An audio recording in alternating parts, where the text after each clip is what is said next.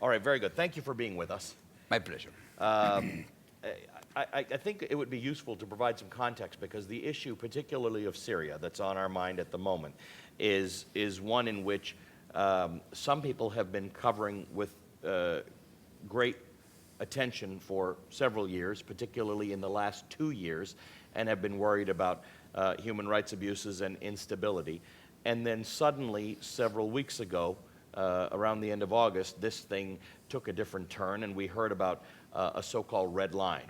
And we've heard about a so-called red line in Iran, which is a very different red line with respect to nuclear weapons.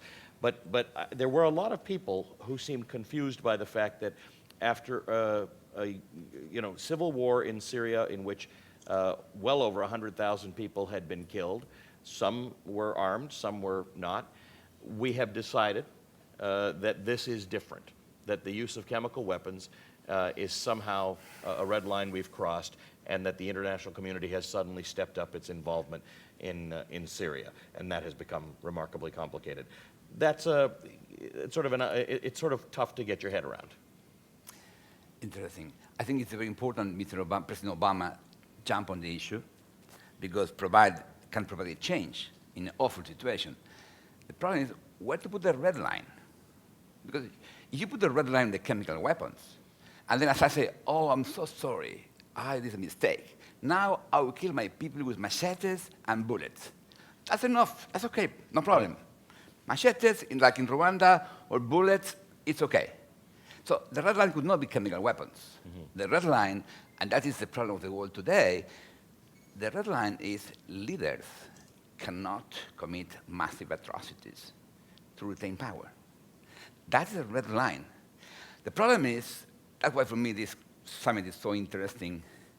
As Louis said at the beginning, we are living in a global system. No? Our cell phones were designed 2 years ago and are global.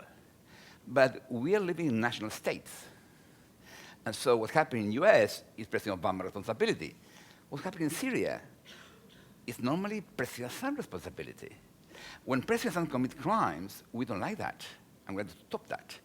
But we are struggling to find a solution for the problem. And when you think about the International Criminal Court, for instance, it has a brief. It can prosecute things like this because it's meant to, it's designed to. But when we talk about military action in a place like Syria or Libya or Iran, there becomes a question of what is the mandate, what is the brief, and it does seem sometimes like we're inventing it as we go along. That's the funny thing. We are in the time that we're inventing as we go along. Of course, you're inventing Al Jazeera now. Yep. I remember when I took office, Al Jazeera was almost a terrorist network. Now you're in charge. And that's interesting. The world is changing. The problem is, 10 years ago, the International Criminal Court started. But we work just in states that ratified the treaty. So the ICC, the International Criminal Court, could not intervene in Syria, except if the Security Council decide to do it, as they did in Libya. And in fact, Syria, in some way, is a consequence of Libya.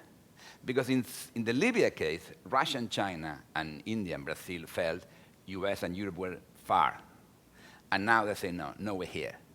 But interesting point, people here complain about Russia. Russia is supporting justice. Russia feels they are the founders of Nuremberg. Russia signed the Rome Treaty. Russia's vote in favor to send the Darfur case and the Libya case to the International Criminal Court. And the Western country did not propose ICC for Syria. So that is the funny thing. The Russia opposition to the current Syrian intervention is because of military intervention and because Russia does not like regime change. That's the point. So I feel, as you say, we're inventing while we are walking, because that for me, if I have one idea to present properly, I believe we are living at the end of an institutional design, political design. Think on that. The print created the possibility for 2 centuries, theologians, philosophers were discussing how to respect individual rights. That was a new idea. American Revolution, French Revolution established the idea in the national system. That developed the economy, and that developed the internet in 1992, and the cell phones in 1988. And that created a completely new world. And then we are running this complete new world in a very old political system who is not dealing with the problem. That is a real issue. That's why I like that there are so many young people here, because I don't think my generation will solve the problem. We need 10, 15 years testing and finding solutions, because we need a global system. But of course, the countries which are working well don't like a bigger system. In particular, US, you remember, American Revolution was against the big empire, the biggest empire. So they don't like it, global intrusions. At the same time, US has global values. But then that's why US won the Cold War. But now, after you won the Cold War, values are global, but we have to implement them. But it's interesting, because President Obama's speech in defense of moving against Syria, he brought up values. He spoke about values. That's what he was trying to do. Yeah. But the connection between global values and national action seems to be where the disconnect is. But also the values are, because in the US you have two different ways, military intervention or humanitarians. Humanitarians like to help everyone, and this is like a mix, okay, we'll save the Syrians, but just in the area that we have interest, the chemical weapons. Right. And that's why it's a complicated red line. And the solution to military intervention is not shared by Russia, China, the other countries. And the UN Security Council opposed on that. That's why I like the global value, where to refine what are global values, and second, how we can work together to establish global values. That's the difficulty today. And what, in your opinion, is the most effective way to, I don't know what the word I'm trying to use is, to impose, to accept, to share these global values? Is it an international criminal court? Is it the United Nations? Is it a strong U.S. that will take military steps in the case of Syria, or as Israel would like it to do in the case of Iran as they continue to refine their nuclear weapons capability? Law and order need both. Prosecutors, judges, but also police. You need a combination. You need the law, but with energy. And that's why we need the U.S. We need the values, the leadership, sometimes the military power, but also we need consensus. And that is a tricky point. And who is the consensus supposed to be with? Is it The consensus system- with other countries? Because Yes. one of the things we don't have here in the United States very clearly is on the idea of moving against Syria, there is not public consensus. Of course not. And I like that. Yes. But we need to understand Security Council. As he said before, United Nations was designed to deal with this problem, but the design is flawed. The design is basically giving the power to 5 countries: US, Russia, China, France, and UK. That's it. They have the power. But US designed it, so they had to understand how to play it. I feel in the last 2 years, they were not able to have an agreement with Russia and China how to move on Syria. And now the idea of doing just bombing was ignoring the Security Council. That's a problem. I like the decision of President Obama. We have to learn how to combine. So he's got on one side, he's got the Security Council as a problem, and generally speaking, other countries who were not piling on with this idea. And on the other side, he's got his own public, and in some cases, his own party. This was a lonely man coming out and talking about taking action on Syria. That's a world problem today, because we need a global order, but no national leader is able to provide global order, because he has to be voted in their own country. That's a problem today. And that's why we need to find a solution without having a global government. Will be no global government. So how we can imagine the US with no Washington, with no Capitol Hill, with no White House, with some judges and some prosecutors. That is the world. So the governor of California and Massachusetts have to make an agreement how to deal with Alabama. It's complicated. But what is the solution? A global government? No. Nobody's going to go for that. But no. But that's the point. I think Luis mentioned the problem of climate change. There are some issues. Climate change, financial markets, I would say violence, not just the type of government violence, terrorist groups, drug dealers, organized crimes. This type of problems need some global agreement and some institutions dealing with the problem. When I was a prosecutor, I love to be here because it's the first time I can talk freely. I'm not more a prosecutor. So in the past, I had to be silent. I read papers. Now, I can talk. Unplugged. Yes, unplugged. No, that was my job. My job was to respect the law, and I did it. But now I can comment on what happened. And that's what I see. When I was a prosecutor, I can decide on Libya to indict Gaddafi, and some countries will say, oh, but this will affect me because this, I have election 2012 in US, don't bother him. It's not my problem, I'm sorry. This my job was to do justice there. Right. And in some way, we need some independent decisions articulated on the basis of rules adopted by the state and then they're supporting. He mentioned very interesting when he said the Secretary has independence. That is a huge issue in the UN. He would be fired probably. No, they are not firing people, but he would be, the states feel this is my club, don't bother me. Yeah. But for the young people, the 20th kids in Kenya who were killed in the mall, or the kids in Syria, are their fellow comrades. It's a new group, young people. All they born global, all they born wired, and they understand the previous world. In a class I gave a few days ago, in NYU, I tell, guys, you have to understand, when I was your age, I was not using cell phones. And they say, why? For them, it's normal that cell phone is part of your life. My generation, we had no cell phones. So that's why, for me, this group is a very interesting group. We had to think how to combine our talents. I feel to put order will take time. And basically, for me, my job is to explain the game to the young generation. And then we need, and that's why I like the emphasis on art and education. Because we need art, we need education to educate 2 billion kids. Because they will vote. And more, leaders do what the people ask. And then we need to educate people. That's my long-term solution. I spent some time with several diplomats this week, and we were asking, what they thought would be some of the solutions to the most intractable problems in the world. And we were talking about Syria, we were talking about the Middle East generally, Israel and Palestine, we were talking about North Korea and Iran. And they said they thought that the best thing would be if the civil service, if the State Department were populated by 18-year-olds. Who do not have preconceived notions about how things are supposed to go or whatever the case is. And my 16-year-old son asked me the other day about Syria, the same thing he asked me several months ago about Egypt. He said, what is it we're supposed to want to happen? And from a legal perspective, you may be able to give a better answer than from a political perspective, because from a political perspective, it's next to impossible to know what is good. We'd like people to stop killing people. We'd like there to be no chemical weapons. We'd like people to not use machetes or guns or chemical weapons. It may be only a legal framework in which we can figure out what we want to happen. Yeah.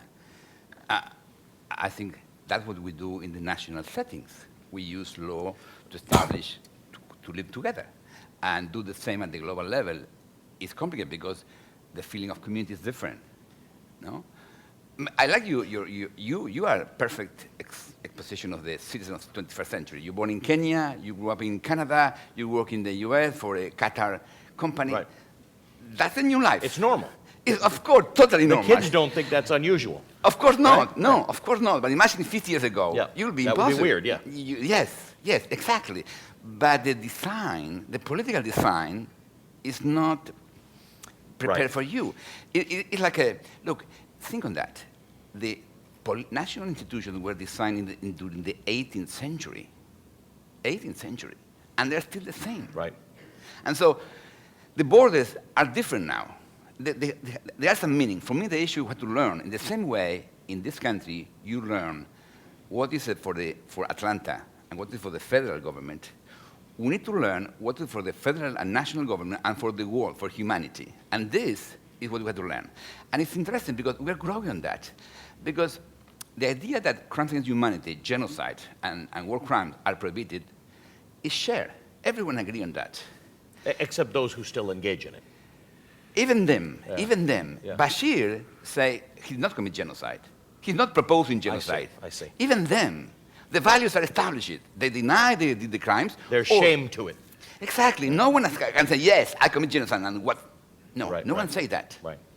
Okay? So that is the issue, how to put the value into operation. And there are 122 countries ready to do it, the smaller countries.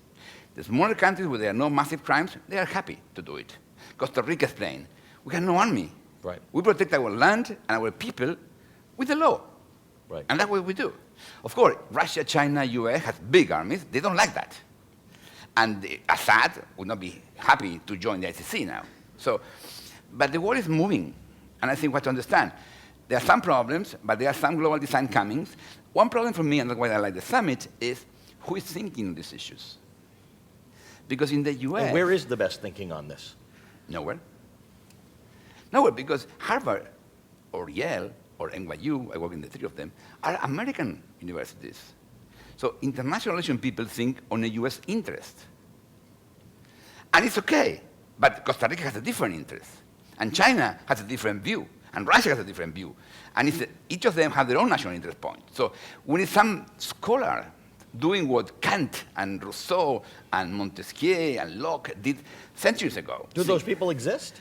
I mean, your cell phone argument, your internet and cell phone argument, among some of the best thinkers today, many of whom have appeared at this summit in previous years, is that the cell phone, with more processing power in it than, I've heard so many different examples, than Ronald Reagan had in 1980 at his disposal, or NASA had in 1970, the cell phone and the internet means that somebody who could be doing that thinking exists, and we might have found them now. They might be somewhere where you don't know where they are, and now they can get out. But do you believe that there are people having this? Your son is understanding. Might be. So right. the 20-years-old kids, for them it's normal. When I start my office, I have an assistant, 26, from Berkeley. And she asked me, why you are insisting these ICCs are like a huge jump ahead for humanity? When I was in the law school, ICC was in the book. I studied. So for her, it's normal. Yeah. My generation thinks it's crazy. That's the point. We have a new generation. They have to learn, because it's not, they have to learn about how to organize rules for humanity, which is complicated, because you have to understand. Look, I was involved for 3 years in the Israel-Palestinian problem. And I remember very well one high-level officer from Israel explained to me, prosecutor, you have to understand, we respect that you're impartial. We understand that and we respect that. But for us, it's not enough. Because I have my kids at risk. So I don't like to put the life of my kids in the hands of an impartial person. I like someone from my family, my side, protecting my kids. And on the Palestinian side, it's the same, right. The same story. They want someone protecting them. So impartial works when you're not part of the conflict. When the conflict became intractable, right. It's complicated. That's why Syria is going to a bad way, because the warriors are the only solution, and there's no solution with the war. So, but we have to learn from that, and in a global point of view. I propose something global. Today is a new, we're changing. Today is a new blog in the NYU trying to provide global solution for these issues, and I have an op-ed there. So if you like a solution... Okay. That's published today? Today, yes. Okay. If you like a solution for Syria, it's there. Read it, and it's easy. I think I might have one. This is about Syria in action. Yeah, the idea is it's a specific solution. I don't know if you'd like to talk about specific solutions or talk more about general issues. I feel there are specific solutions, but basically, we are talking a summit. Most of you are not lawyers. We don't need to go to a specific. Right. I think the bottom line is we need educators, artists, working with a new generation, trying to understand the world, how we can design the world. Look, when I was a prosecutor, I was doing strategic planning. No one cared about that, but I did my 3-year plan and make public. And in 2009, I called Stephen Krasner, who was my friend from Stanford, and said, Stephen, at Stanford there are Nobel Prize about political relations. Can you organize a few interviews for me to learn from there? And I said, Luis, okay, come, but no hopes. I went there, and one of the Nobel Prize guys told me, look, I was very interested to meet you because all my students talk about ICC, and I don't understand that. I tried to dissuade them, but they are insisting. Can you explain to me this ICC issue? So that was, and then I talked to Stephen, your friend had no idea of the ICC. He said, Stephen told me, Luis, we are professors. We need data. And the data is from the 90s. What's happening in the 21st century, we don't know. And imagine Nokia CEO saying the same. Right. He will be killed. So the speed of the business is completely different. And that's why I like this idea. We need to reshuffle that. And we need more than lawyers, because lawyers, the technical people, will be against. Look, today, US lawyers are discussing if they have to provide a visa to President Bashir, who is indicted for genocide. Right. They are not telling him, President Bashir, come and we'll arrest you. That's what they should do. It's a genocide. They signed a treaty. But lawyers focus on little things. Oh, my God, we have a visa agreement with UN. We have to provide a visa, so we cannot say no. So they're trying to convince the UN to say Bashir not to come. So is that illegal? Legally, is that sound to invite him here on the precept that he might be allowed in and then arrest him? That's what South Africa did. Come on. So when President Zuma inauguration, Bashir was trying to go. And South Africa very nicely told him, look, President Bashir, you're invited. But if you are here, you will be arrested because we are members of the ICC treaty and we have to arrest you. So Bashir declined.